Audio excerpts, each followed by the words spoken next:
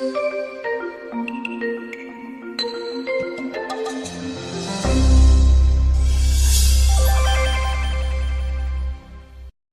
po ng mga tao gusto ay kapayapaan. We want peace and we want peaceful lives.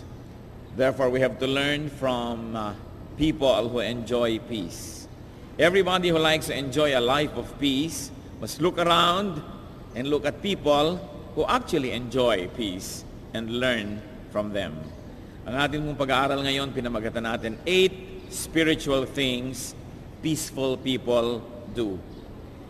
8 mga espiritual na mga ginagawa ng mga taong mapayapa ang buhay.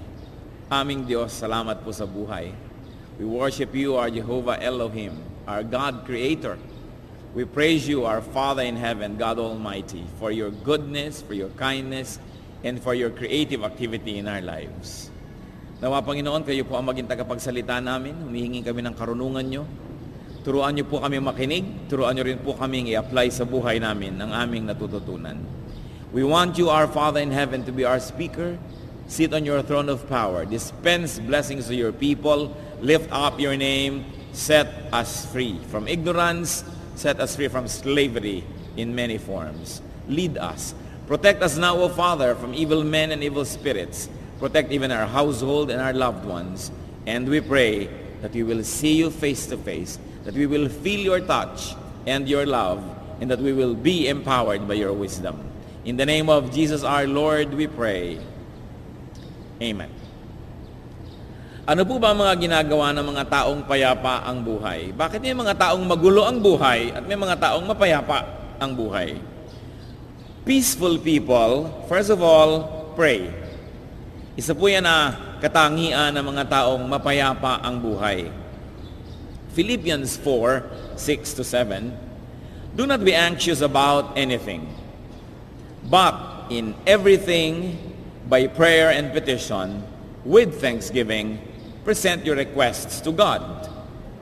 And the peace of God, which transcends all understanding, will guard your hearts and your minds in Christ Jesus. These verses alone are worthy of a day-long study.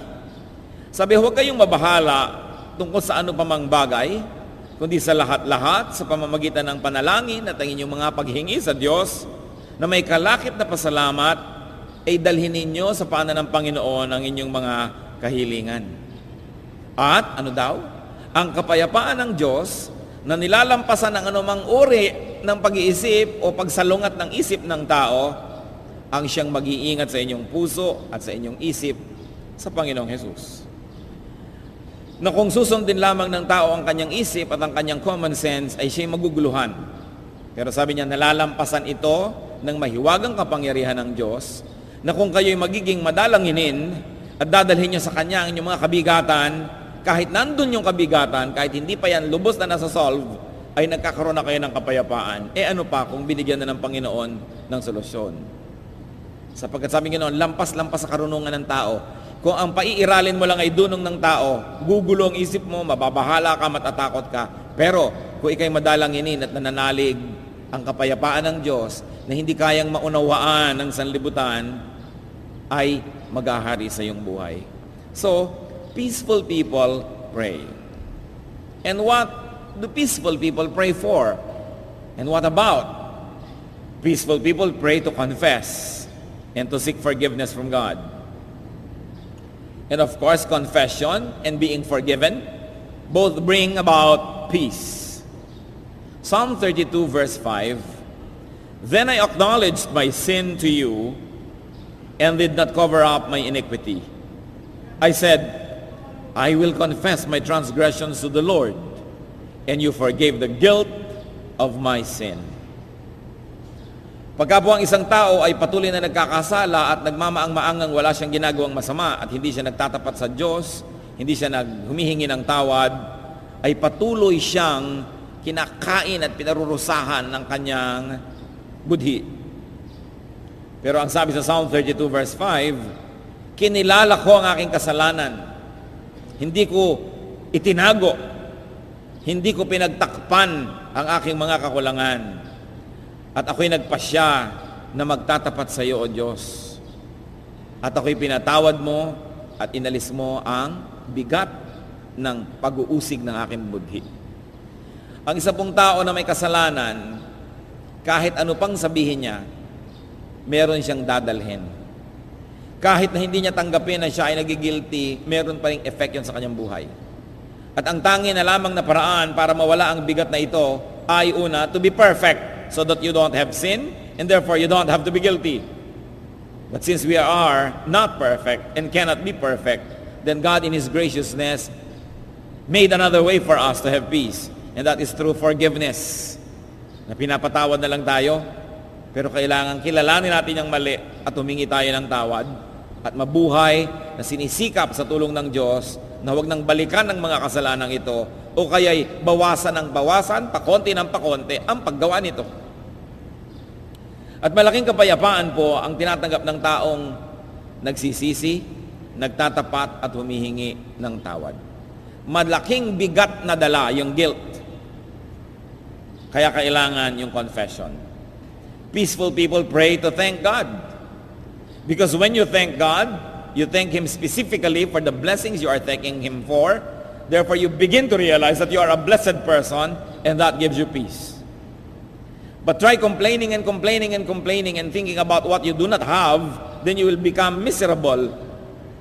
But try thanking God and you will begin to realize the other side of truth, that you are actually very blessed. Peaceful people pray to praise God. Pinupuri natin ang Diyos, kasama din ng pagpapasalamat.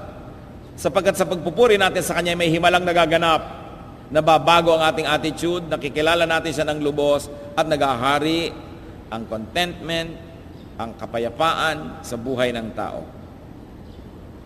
Ngayon, may mga prayer din na hingi ng hingi. Hindi naman masama, dahil sabi naman ng Diyos, sa akin kayo humingi, ako ang Diyos nyo. So peaceful people pray to place in God's hands one's needs and also those of others. Isa po sa mga pinakamahirap na makilala at matanggap sa buhay ay yung malaman natin marami tayong hindi kayang gawin.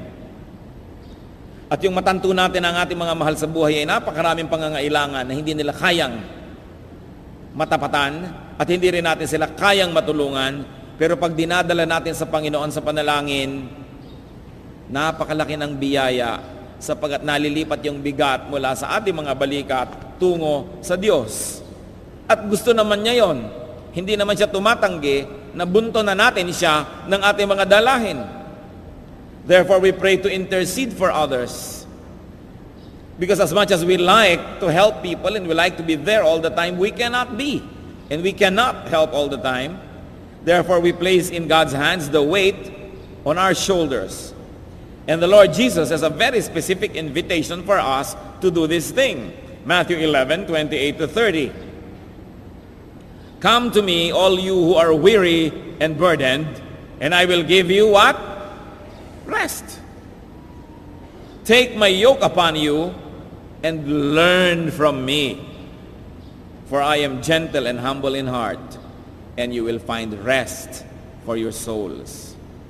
For my yoke is easy, and my burden is light. Hindi po sinabi dito you will find rest for your bodies. Hindi ibig sabihin na wala ka nang gagawin, lutas na lahat ang iyong problema. Pero merong himala na nagaganap pag nagtitiwala ka sa Diyos, na kahit pa nga patuloy ka pa rin nagsisikap na lutasin yung problema, hindi nagkaroon ng magic na hinahanap ng iba, pero napapahinga ang iyong kalooban. Kahit pagod ang iyong katawan, nakapahinga ang iyong espiritu. At yun ang mahalaga. Kasi po kahit nakapahinga ang ating katawan, kung pagod ang ating espiritu, baliwala. Nakahiga ka pero hindi ka makatulog. May binabasa ka, hindi mo maintindihan, hindi ka nakaka-concentrate. Nakatingin ka sa view pero hindi mo nakikita yung view. Ang mahalaga yung kapahingahan ng espiritu kaysa sa kapahingahan ng katawan. Sa katunayan, yung pagod ng katawan ay isang pagpapala sapagkat pag napapagod kayo, natutulog ka na, at pag natutulog ka, di ka na nagkakasala. Kaya yung mga taong hindi napapagod, lagi na lamang maluwag ang buhay at lagi na lamang iba ang gumagawa ng lahat-lahat para sa kanila, wala tuloy magawa, kaya kung ano-anong iniimbentong kasalanan. Ang sabi dito, you will find rest for your souls. And that is what Jesus Christ provides. Sabi niya, itambak niyo sa akin ang inyong mga suliranin. Pero hindi naman ibig sabihin hindi ka natutulong. So niya, take my yoke upon you. Ang uso po sa Israel noon, yung double yoke. Yung hayo, pag humihila siya ng mga kung ano man, let's say isang cart o isang karwahe, yung dalawang yokes dito sa batok para dalawang hayo pag humihila, nagkakatulungan. Kaya sabi ni Lord, take my yoke upon you. Tutulungan kita, magtulungan tayo. Hindi natin ibubuntun lahat sa Kanya, pero meron tayong katuwang. At yun lang, may kasama ka kahit ka nahihirapan, malaking comfort na yan. So spiritual people become peaceful because they pray. Also, peaceful people ask to be prayed for. In fact, they get prayed for. Isang mahalaga po yan na ginagawa ng mga taong tahimik ang buhay. They receive the blessings of intercessory prayer. Kaya kesa kung ano-anong mga regalong hinihingi natin sa tao at inaasahan at hinihiling, napakagandang humiling ng panalangin. Pwede po bang ipanalangin niyo ako? Ipanalangin niyo ako? Because the prayer of a righteous man availeth much. The prayer of righteous people achieve much. Kaya itong si Peter, nung siya'y nakakulong, anong blessing ang natanggap niya? Acts 12:5. So Peter was kept in prison, but the church was earnestly praying to God for him. At alam natin ang nangyari. Nalagot ang tanikala, umuga ang kulungan, kung ano-anong mga nangyari, bumukas ang pinto na bakal, at si Peter ay pinawalan ng anghel dahil sa panalangin ng mga mananampalataya. The best gift that you can receive from people is their prayer for you. Huwag nating mamaliitin yun. Kaya kung minsan yung mga iba nagsasabi, pasensya na po kayo, hindi ako makapagregalo sa inyo, wala akong kakayahan, hindi ako mayaman. We always say, ipanalangin niyo po ako, salamat na lang sa prayer na yan. At talagang sincerely, we should thank people when they pray for us. May nagpe-pray po ba para sa inyo? O baka meron nga ang panalangin ay mahulog kayo sa kanal, masagasaan kayo ng tricycle, malason sana kayo, sapagkat nakakainis kayong tao. Baka gano'n ang panalangin. Kaya lalong gumugulo ang inyong buhay. Dahil dinidinig din ng masasamang espiritu yung mga masasamang dasal, at kahit paano may nagagawa rin sila. Alam niyo naman, ang mga espiritu ay buhay na buhay. Kaya, sikapin natin kung ipinapanalangin tayo ng tao, yung para sa ikabubuti natin. Hindi yung para tayo mawala na sa mundong ibabaw. Prayerful people achieve much. And those who get prayed for, without them praying, achieve so much more. Kaya nakakatuwa niyo, ipinagdadarasal ka. Ako po, walang inihiling sa mga tao lagi, kundi ipag-pray niyo po. Ipag-pray niyo po ang inyong lingkod. At salamat. Sapagkat tayo man mga kapatid, damang-dama natin kung may nananalangin para sa atin. Damang-dama. Ako lang po, damang-dama ko na may maraming nananalangin sa inyo para sa akin. At salamat. Damang-dama, hindi pwedeng maikubli sapagkat ang mga espiritu natin nag-uusap kahit magkakalayo ang ating mga katawan. There is so much communication happening in the spiritual world. Peaceful people worship. And when they worship, they really do worship. They do not just attend a program, they do not just attend a worship service, but they worship. And you worship corporately, like what we're doing now, sama-sama, and very importantly, by yourself or even though in a crowd, to worship personally and individually. At ako po lagi kong hinihimok ang ating mga kapatiran to develop a personal worship. Worship. Paano po ba natin nalalaman na naka-worship tayo? Kamakailan lamang, kinausap ko po ang ilang tao na nasa member ng tinatawag na worship team. Bagamat hindi lang yung nasa entablado ang worship team, lahat tayo member ng worship team. Pag nag-worship tayo, because we are just one team worshiping God. At isa sa mga natanto ng marami, one of the meanings of being able to worship is when we forget ourselves. When we forget everything and everyone else and just focus on God. Kaya nga mo mahalaga yung music, mahalaga yung arts. Because sometimes through music, we are able to transcend our physical existence and get into a spiritual plane through the arts. Nararanasan niyo po ba na pag umaawit kayo sa Panginoon, lalo't mataimtim, at hindi niyo pinapansin yung kuko ng inyong katabi, hindi niyo pinapansin kung anong mali sa ilaw o maling spelling ng mga words ng kanta, at hindi natin pinapansin yung kung sino-sino, hindi niyo po ba nahalata na nakakalimot din tayo? Nalilimutan nyo ang inyong sarili, nalilimutan nyo ang inyong kapaligiran, at talagang tayo ay pumapasok sa presensya ng Diyos. That is worship. Pero sa pag-attend natin ng worship service, kung wala na tayong nakita kundi yung tama, yung mali, tayo puna ng puna, hindi tayo nakalimot, kumbaga, baka umattend lang tayo ng program. Mahalaga na nakakalampas tayo doon sa ating existence at umaangat at nadadala tayo sa spiritual world. It's important, brothers and sisters, to develop ways to worship. You've got to have your personal way to worship. To develop ways to be transferred spiritually to the kingdom of God, to the kingdom of heaven. And the arts can be very, very helpful. Through singing, through dancing. Some people, when they dance with the Lord, they forget themselves and just focus on God. And then they're able to connect. Some people do that when they praise or when they meditate. Or sometimes not by singing, but by listening to music, they are transported to the spiritual world, to the world of the Spirit. Yun naman sa pakikinig ng salita ng Diyos ng iba. Sa sermon, habang nakikinig sila sa salita ng Diyos at ito'y naipapaliwanag, ay nalilimutan nila ang kanilang kapaligiran at sarili at nauunawaan, oo nga, ganito nga ang connection ng buhay. A plus B equals AB. Pag ginawa ko ito, ganun nga ang nangyayari. And you become more and more like Jesus because the Word of God transforms you. Whatever it takes, mga kapatid, huwag kayong papayag na uma-attend lang kayo ng worship service. Dapat personally naka-worship tayo. Na merong katangian ng Diyos na natanto at nakilala natin. Na meron tayong kaluguran na naibigay sa Kanya. Na meron siyang sinasabing mensahe na nadinig at naunawaan natin dahil nakakonect tayo sa Kanya. This is what worship should accomplish.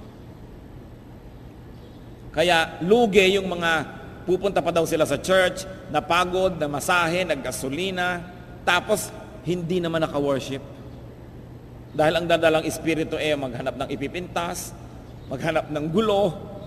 Kailangan talagang sa mo, Lord, ipaglalaban ko ito. I'm going to worship. And I like to experience you in a very personal way. I like you to really be in my heart. And I like to see you, to have a glimpse of you, to understand a word coming from you. If not many words, at least one. Then we are able to communicate with God. Tingnan niyo po sa Biblia, yung mga tao nagkaroon ng spiritual experience, hindi lang religious activity, ha? Magkaiba yon. Sa Luke 1:22, itong si Zechariah, na tatay ni John the Baptist, when he came out, he could not speak to them. They realized he had seen a vision in the temple, for he kept making signs to them, but remained unable to speak. Dahil kinausap siya ng anghel, nakakonekta siya sa Panginoon through the angel, ano nangyari? Naapektuhan ang communication niya with people kasi naiba yung channel. Kaya alam na ng mga tao, may nangyari sa kanya. Pero yung mga ibang umattend doon, walang nangyari sa kanilang lahat. Kasi everything was normal. Kailangan maranasan ng Espiritu ng Diyos. Sa Acts 11:5, ano pong sabi dito ni Peter? I was in the city of Joppa praying, and in a trance, I saw a vision. Si Peter ito, lumampas siya sa physical, umangat ang espiritu, which he calls a trance, and he saw a vision. And God gave him a very, very important teaching that day, because he was able to get out of the usual physical environment and enter the spiritual world. Exodus 34:29, pati si Moses, nung umakyat sa bundok at kinausap siya ng Diyos, pagbalik niya, nagulat ang lahat. When Moses came down from Mount Sinai with the 2 tablets of the testimony in his hands, he was not aware that his face was radiant because he had spoken with the Lord. Pagbaba niya sa bundok, dala-dala niya yung mga batong pinag-ukaan ng mga utos ng Diyos. Nagulat ang tao dahil umiilaw ang kanyang muka. Alam na alam nila, may nangyari sa kanya. Medyo sulyapan nyo nga ang mukha ng katabi nyo. Ano bang nakikita natin? Si bangot? O umiilaw? Alam nyo ang mga Kristiyano umiilaw. Alam na alam mo, kaya kung minsan hindi mo alam na Kristiyano, tatanungin mo, Christian ka ba? There is something in the face of Christians that tell you na Kristiyano to, kapatid ko to. Kasi yung espiritu mo nakikilala niya yon. Pero hindi lahat ng Christian ganon, ha? Pero yung meron ka talagang spiritual connection with God, yung Yung meron kang happiness, contentment, joy, peace, kahit maraming gulo sa mundo, kitang-kita yon. Iba ang itsura ng muka ng mga Kristiyano. Mayroong it that only another spirit of another believer will be able to recognize.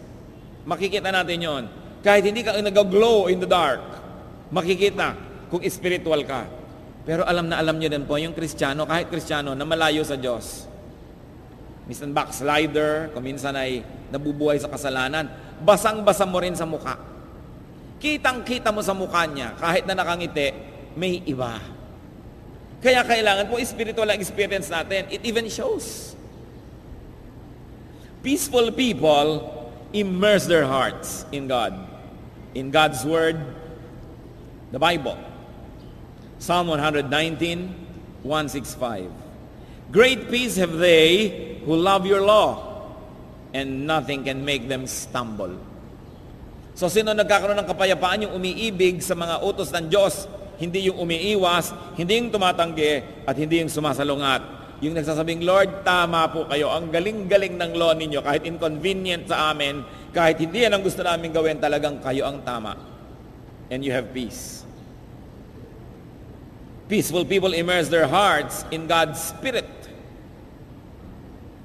Sa pagtanggi mo lagi, sa pagbababa sa iyo ng iyong katawan, ng kagustuhan, ng layaw ng sarili, ng kasalanan, pagtanggi ka ng tanggi, gumagaan ka at nakaakyat ka doon sa spiritual level where you can really fellowship with God in spirit.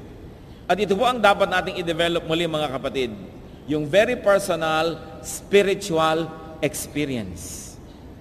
Ang nangyari kasi sa church, sobrang naging philosophical, sobrang naging intellectual, sobrang naging academic, to the point that when you study the Word of God, scrutinize every word, go to every dictionary, go to the Greek, go to the Hebrew, and you understood what it means, you think nagkaroon ka na ng spiritual experience. But sometimes it is only up to the level of human knowledge. Well, human knowledge is an important jumping board to enter the spiritual world, but it is not the end. Kaya marami po tayong makikita, mga scholar, pero hindi spiritual. Mga alamang lahat ng pasikot-sikot sa Bible, pero walang pag-ibig, walang kapayapaan, walang kabanalan sa buhay. Kasi hindi sapat na alam mo yan, hanggang utak lang yon. Kailangan magkaroon tayo ng talab sa ating espiritu. 2 Corinthians 3:17, Now the Lord is the Spirit, and where the Spirit of the Lord is, there is freedom. At ito dapat balikan ng mga Kristiyano kasi ang Christianity, ang church, naging puro do's and don'ts. Samantalang where the Spirit of the Lord is, there is a sense of freedom. Hindi sense na natali ka, kinontrol ka na, lahat-lahat na. Meron pa mga tao, pastor, meron pong ang inyong isang member, may kasalanan siya, anong gagawin niyo tungkol dyan? And I always say, as a preacher, I do my best to preach the Word of God, to present to people possibilities and ways of obeying God's Word. But their obedience to God is their personal business. It is between them and God. I will never play police. It is a personal relationship that they have to develop. Yung mga iba, pagka nagkasala ka na ng konti, hindi ka na pwedeng mag-usherette, hindi ka na pwedeng kumanta, hindi ka na pwedeng tumugtog, wala ka nang gagawin sa buhay. So ang nangyayari sa church, manmanan ng manmanan sa buhay ng may buhay, hanapan ng kasasira, at tanggalan ng tanggalan sa ministry. Kung gagawin talaga natin yon, ang totoo mga kapatid, walang matitira. Nakakalampas ba ang isang linggo na hindi nagkakasala kahit sino man? At pag may nagkasala, hihiyain pa kung ano-ano mga gagawin. Para sa akin, ang salita ng Diyos ay dapat ituro, pero ang Diyos man ay hindi nang ihimasok sa ginagawa ng tao. Kaya lang nagbabayad ka, sumunod ka, hindi ka sumunod, you will suffer or you will enjoy the consequence. But God doesn't come down from heaven and stop you from doing something, so why should I? Dapat ituro ang salita ng Diyos sa pinakamabuting paraan, sa pinakakayang maunawaan ng tao, at pagkatapos hayaan ng tao na makipagtuo sa Diyos personally. It must be a personal relationship with God. The church must never function as a police department. Nawawalan tuloy ng pag-ibig, nawawalan tuloy ng pagtutulungan, nagiging siraan tuloy ng siraan. And what does it result in? People become hypocritical about everything. They hide their mistakes, they hide their sorrows, they hide their imperfections because the church will condemn them. Nabaligtad, bakit pa nagka-church? Dapat sa church doon mga natatanggal lahat ang iyong maskara because there's an atmosphere of acceptance. Not tolerance, but acceptance. And then like caregivers, we give care to each one and to everyone because the church is a hospital and everybody is a patient and everybody is a caregiver to one another. Pero kung lagi mo nalang babantayan ang kasalanan ng tao at lagi mo nalang chinecheck, nagkasala ka ba ngayon? Nagkasala ka ba ngayon? Tapos meron pang makikita mo sa mga placard, sa mga bulletin board, God saw what you did. No? Puro na lamang pang-uusig. Nasaan yung spirit of freedom? Will I be free to be able to tell you na meron akong weakness, na meron akong kasalanan, na meron akong mali para matulungan mo ako? O ikukubli ko ng ikukubli dahil oras na nalaman ng kapatiran pagpepiestahan? Kailangan po nating i-review yung ating spirituality. Because I always say there is a very wide gap between religiosity and spirituality. And in our fellowship, in our church, I don't want people to have to hide their sorrows and mistakes to the point that we cannot help them. But we must create an atmosphere where people may be free to admit that they are not perfect. And then we help one another. Ang Panginoong Jesus nga, even the woman caught in adultery, which the law required to be stoned to death, sinabi ng Panginoon, ay kung sino na lang ang walang kasalanan, mauna nang bumato, at walang naglakas ng loob na pumukol. At nung tumunghay ang Panginoon, sabi niya sa babae, o nasa na mga babato sa'yo, nag-uwi na po. Bueno, umuwi ka na rin, at tigil-tigilan na ang iyong mga kasalanan. Umuwi ang babae, hindi naman siya akala mo pinagpapagalitan dahil siya ay makasalanan. Bagamat hindi naman natin dapat kupkupin, ang cute-cute mo naman, makasalanan, ang cute-cute mo. Hindi naman siyempre ganun. Pero ang point, huwag tayong maging mapang-usig. Because you don't know kung ikaw naman bukas ang madadapa at magkakamali. Kailangan sa church may pagtutulungan. Pagka ang mga tao patuloy nila ikinukubli sa kapatiran ng kanilang mga kamalian, ng kanilang mga imperfections, ibig sabihin lang, hindi pa tayo nakapag-create ng atmosphere of freedom. Not a freedom to do anything you like, but a freedom to be what you are and to seek help so you can be the better version of yourself. Acceptance is very important. Very, very important in the Christian community. Peaceful people seek and find God everywhere.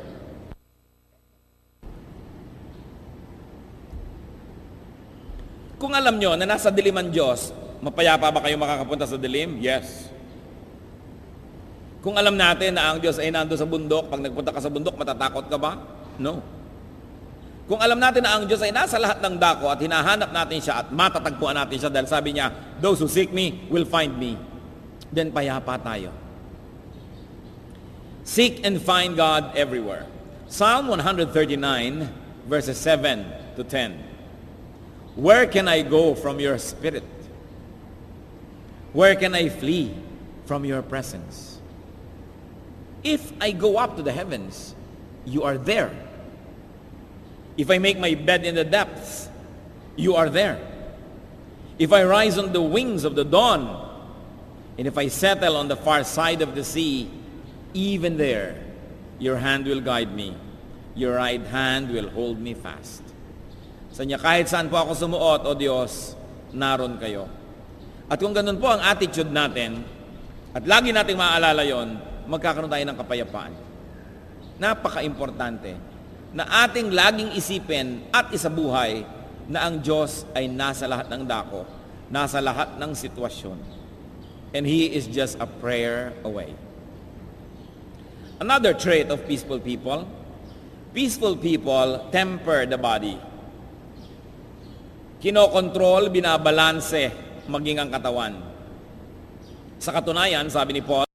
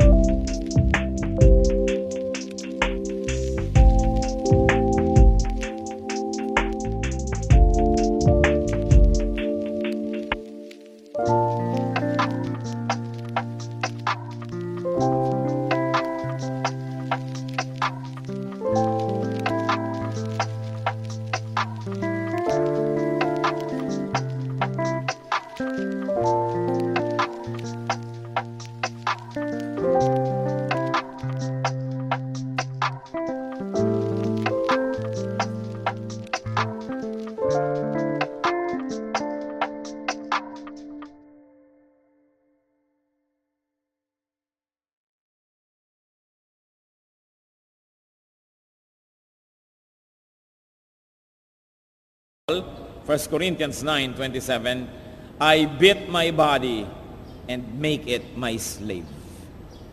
Christian, can you call your body your slave? Sinabi mo, gising na, nagwa-worship tayo. Bangon na, may gagawin tayo.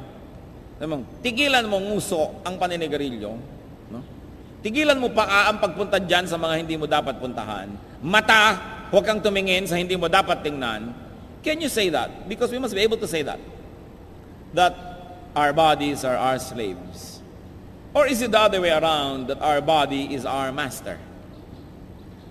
Ang lahat ng luho ng katawan, ang gusto ng katawan, ang hilig ng katawan, ang nakapananaig sa buhay.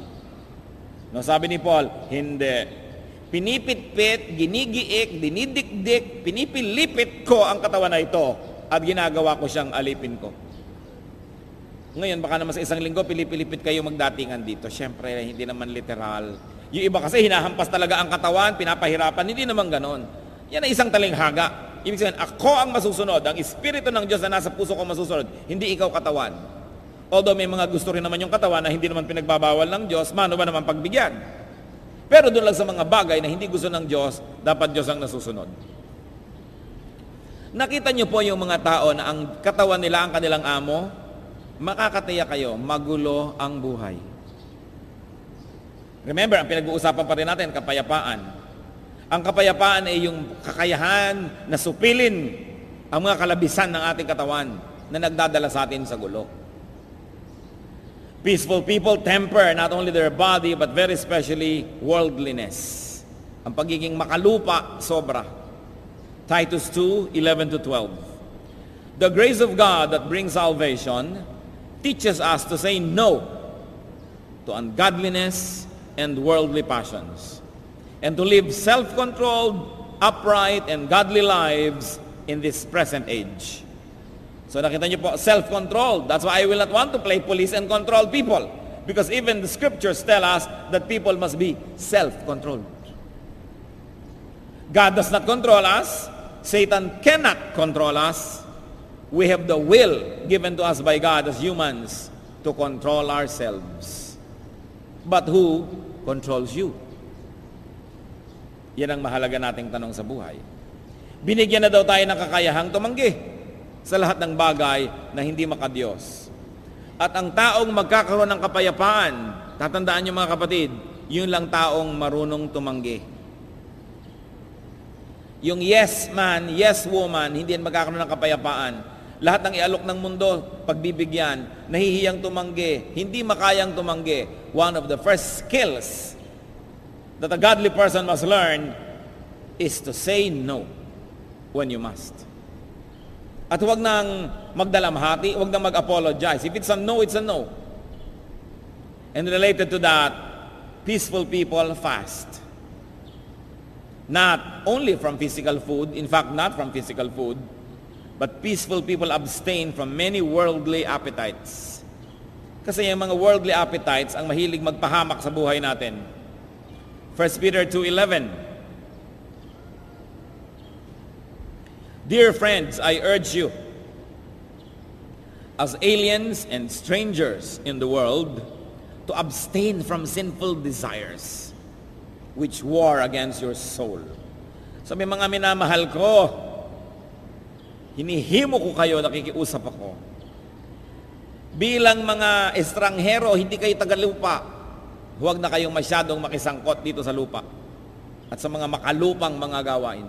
Hindi kayo taga rito, nakikiraan lang kayo patungo sa kaharian ng Diyos. So huwag kayong masyadong makipagsabwatan sa sanlibutan. Yan ang sinasabi ng 1 Peter 2:11. Because the world will only bring you trouble and vexation. Worries, cares. Peaceful people forgive. Isa po yan, ang main quality ng taong mapayapa. Nagpapatawad, marunong magpatawad. Sapagkat ang mga kinikimkim na galit, mga itinatanim na sama ng loob, hindi kapayapaan ang ibinibigay niyan, kundi gulo. Gulo ng isip, gulo ng espiritu, gulo ng emosyon. Dalawa lang naman para ka sumaya. May nagkasala sa'yo, patayin mo. Pero hindi mo naman kaya o ayaw mo o takot ka sa batas, so patawarin mo. Ngayon, kung hindi mo papatayin, patawarin mo. Pero hindi mo naman pinapatay, hindi mo naman pinapatawad, nasa gitna ka, kaya litong-lito ang bawat na bahagi ng iyong pagkatao, kaya ka magulo. Patawarin at nang matapos. Kasi, hindi naman sila titigil sa paggawa ng mali. Kung ang kapayapaan mo lang, walang ginagawang mali sa iyo ang tao, hindi na mangyayari yon dahil ang daming tao gagawa sa iyo ng mali. Para ka makalaya, kailangan may gawin kang iba.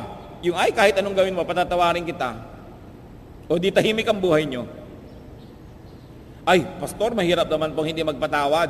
I agree. Pero di ba mas mahirap na hindi naman magpatawad? Pareho rin lang hirap yan. Ang gawin mo ng hirap, yung ikinalulugod ng Diyos. Yung inuutos niya, sapagkat siguradong yun ang mas tama. Mahirap talagang magpatawad, mahirap ding hindi magpatawad, hirap din lang at hirap, doon ka na sa kalooban ng Diyos. At kung hindi ka pa nananalig, sundin mo na lang, malalaman mo rin tama pala yun pag sinunod mo na. Forgive others. Matthew 6:12, forgive us our debts, as we also have forgiven our debtors. And peaceful people forgive themselves. Mahalaga yan na mapatawad din natin ang ating sarili. Kung ano man ang kamali ang nagawa na natin noon, hiningi na natin ang tawad sa Diyos. Sa abot ng ating makakaya ay nagbayad na tayo sa pinagkakautangan natin, humingi na tayo ng tawad, pinunan natin ang ating mga kakulangan. Forget about it and get on with life so that you will have peace. You cannot unscramble a scrambled egg. Ang natapos ay tapos na. Limutin na, talikuran na, at harapin ang bukas na kasama ang Panginoong Jesus. And finally, bagamat marami pang ginagawa ang mga peaceful people, pero 8 lang ang pinag-usapan natin ngayon. Peaceful people fear their lives with good deeds. Pinupuno nila ang kanyang araw, ang kanyang linggo, buwan, taon, ang buhay ng kabutihan. Lalong-lalo na ang paggawa ng mabuti sa mga kapuspalad, sa mga kawawa, sa mga naaapi, sa mahihina, sa mga may sakit, sa mga walang kakayahan na tulungan ang kanilang sarili. May himala na nangyayari pag tinutulungan natin sila, may kapayapaang naghahari sa ating puso. Maybe one of the reasons is what they call in physics the law of impenetrability. That only one thing can occupy one place at one time. So if you occupy your heart with good deeds, how can bad thoughts bother you? Kaya mahalaga yung nagiging busy tayo sa kabutihan. Mga kapatid, hindi na siguro natin kailangan pang ipag-iitan ito. Alam natin ito. We all want peace. But peace does not come automatically. Peace is fruit of discipline. It is a fruit of a disciplined spiritual life. Pinagpapraktisan,